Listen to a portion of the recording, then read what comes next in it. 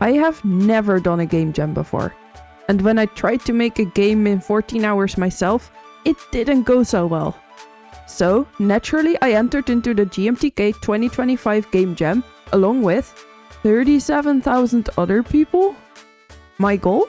Make a top 5,000 game within the 4-day time frame.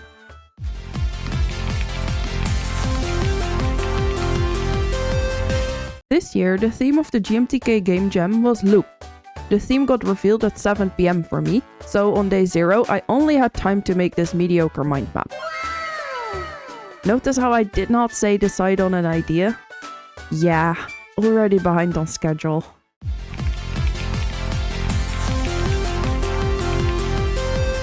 It was not until when I was traveling to work the next day on day 1 that I decided on what to make. However, I'm not going to reveal it now. That wouldn't be very fun, would it? So, instead I'll slowly reveal the requirements using the famous Moscow skill. M for minimal viable product, S for in-scoping game jam, C for could have, and W for who knows. If at any point you think you know what we're making, leave a comment down below. Or you could click the link in the description and play the game to find out now. With all of that out of the way, we can finally get started on this game. Our first requirement is have a start room. And in my quest to make it aesthetically pleasing, I basically made the same room 3 times, because apparently I had 0 sense of urgency. The second requirement is to have a player character. Don't look at my mans like that. He is perfect the way he is. Okay, maybe not quite perfect. Just not so quickly add some collision to the walls, and that's working a little too well. There we go. Next requirement. Have a total of 3 rooms. Our start room, which we've already seen, a boss room, and an enemy room. But what use are these 3 rooms if we are stuck in our start room? Good question. They're useless. So now we need to allow the player to move between the 3 rooms. Which shouldn't be too hard, right? We can just follow a tutorial and it will work. Let's try that again. Okay, one more time. So walking in and out of the doors does work, but when we want to move to the next room, it doesn't. It sure doesn't help that this tutorial is for an older version of Godot, and that I have no clue how signals work. Maybe it works now? Or now? Or... yeah, as you can see, it was not going well for me. And since at this point it was 1 AM, I decided it was time to end the day and go to bed.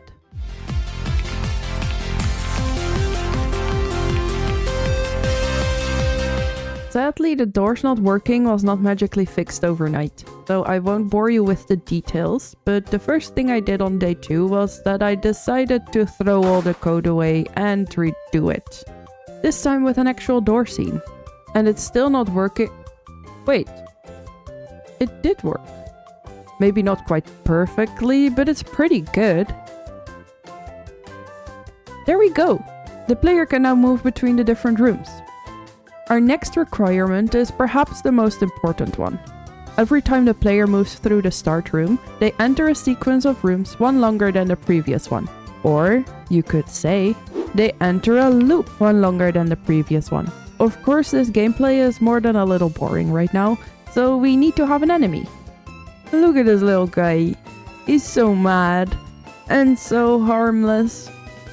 That's better. Huh, interesting. Of course we can't just let him stand there. We want him to move. Look, he's just a little shy. But we can fix that. See? Now we just make multiple spawn in random places. My bad, I should have specified. Now we just make multiple spawn in random places within the room. And not let them morph into one super enemy. And there we go! Enemies!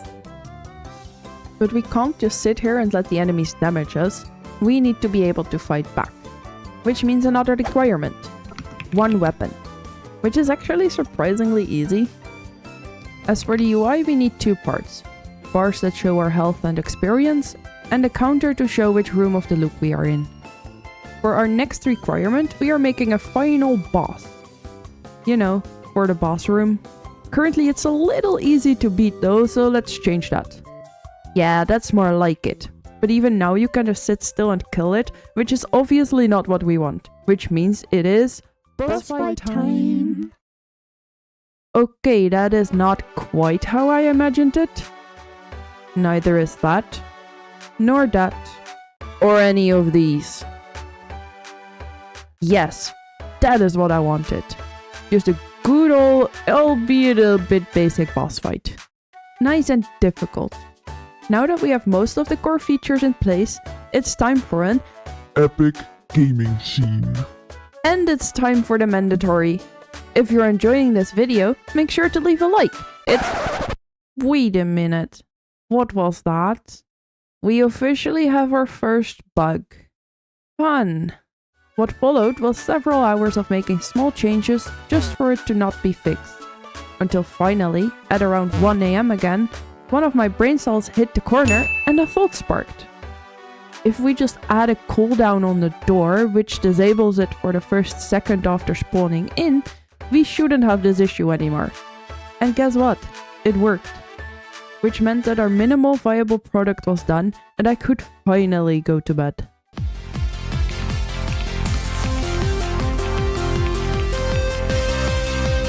Under the impression that I was almost done, and the idea that I am somewhat capable of drawing, I spent most of day 3 on creating the sprites.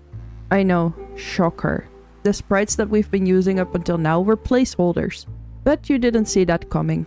For the tiles I made sure to keep them in the same order as the placeholder ones, so I would not need to remake all the rooms. So, I ask you the viewer, why did that not work? If you said, because you are a dumbass and made the tiles twice as big. First of all, rude. Second, yeah, you're right. Just give me a minute to cry and fix it. Now we get to make the rooms more interesting. Or at least try to. Wait, no, go back. Let's try that again. And of course, just creating a new tile node was not going to work. What was I thinking? Okay, good. It works. Our final boss has also gotten a bit of a makeover.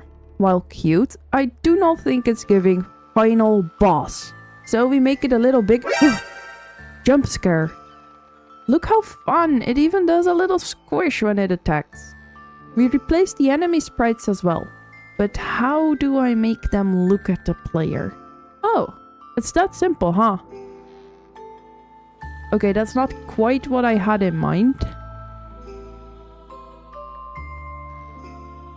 Wonderful! So now it's finally time to replace the last placeholder sprite. Amazing! Meet our player character, a little white guy. No, there's a reason. I promise it makes sense. With our sprites updated, we can continue with our next requirement. Animations when the player attacks. The tutorial that I looked up told me to use an animation tree, but to be honest, that was just too confusing for me.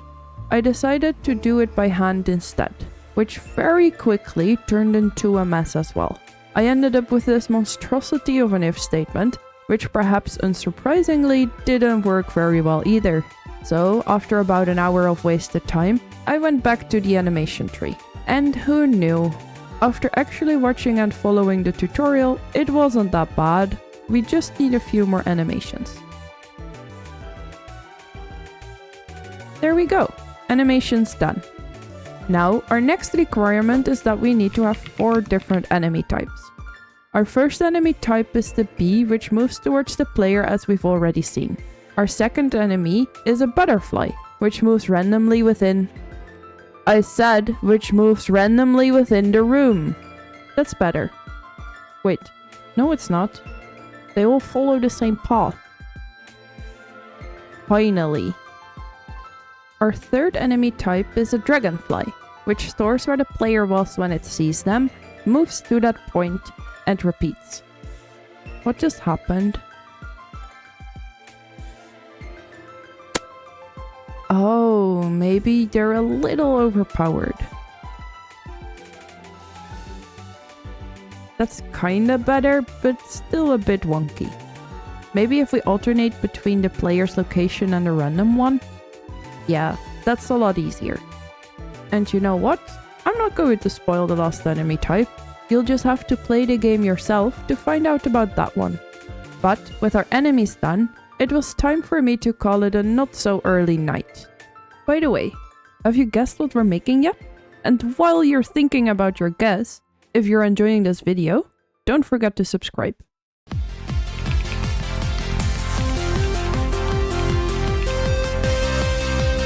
There was still a lot left to do on the last day, with the deadline at 7 PM for me. So, let's get things done. First we need to make some more rooms, so we have a total of 6. Then we also need to add 3 more weapons, so we have 4. But what is a treasure room without treasure? Our next requirement is, let the player pick up a weapon upgrade.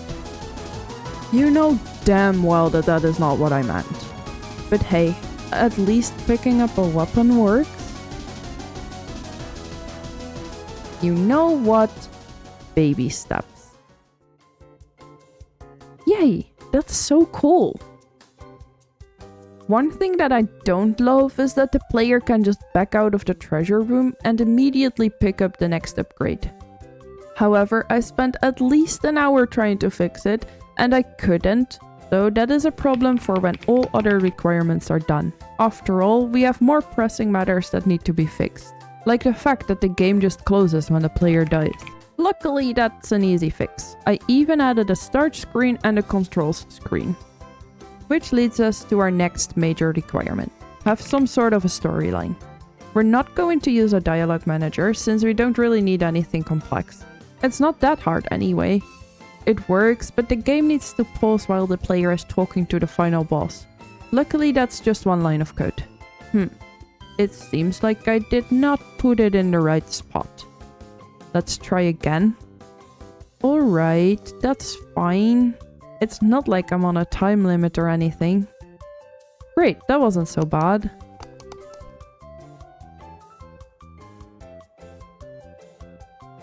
Okay, good. Now we just add some dialogue. But I'm not going to show you. That would ruin the surprise when you play the game. With only a few more hours to go, I started working on showing the right dialogue, which should be pretty simple. Get the correct string from the JSON file and put it in the dialogue label. So, imagine my surprise when I could not get it to work. Slowly the clock ticked closer to the deadline. Time after time the dialogue would just not show up. And then, finally, it worked. There it was. My dialogue in place. After that I added some sprites for the UI elements to make them blend in a little more. At that point it was 3:30 PM and we were still missing a whole category by which the game would be judged. Audio. Audio has never been my strong suit. If you have ever played any of my games, you'll know that I just don't add any. I usually even turn off all the game audio when I play games myself.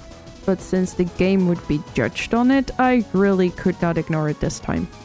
Luckily for me, there is this great website, sfxr.me, which you can use to generate sound effects.